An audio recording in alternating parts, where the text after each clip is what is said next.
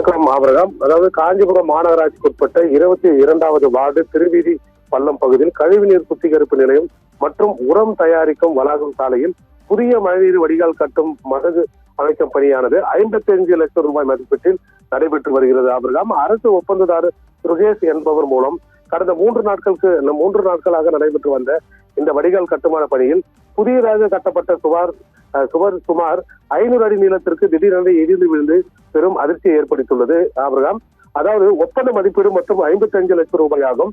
அதே போல வடிகால் நீள திட்டப்படி வடிகாலின் மொத்தம் நீளம் 744 மீட்டர் 1 கிலோமீட்டர் ஆகும்.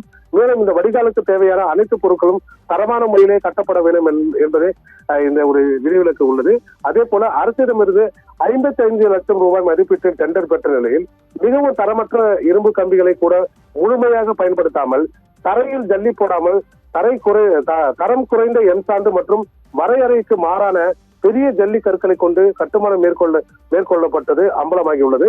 சுவர்களுக்கு போதிய இரும்பு கம்பிகள் மற்றும் பலமான அடித்தளம் அமைக்கப்படாமல் அவசரமாக கட்டப்பட்டதால் 500 அடி நீளமுள்ள பகுதி இடிந்து சரிந்து விழுந்துள்ளது. மாநகராட்சி அதிகாரிகளின் அலட்சியமும் நேரடி பார்வை இல்லாததுமே இத்தகைய அவல நிலைக்கு காரணம் என பொதுமக்கள் கூறுகின்றனர்.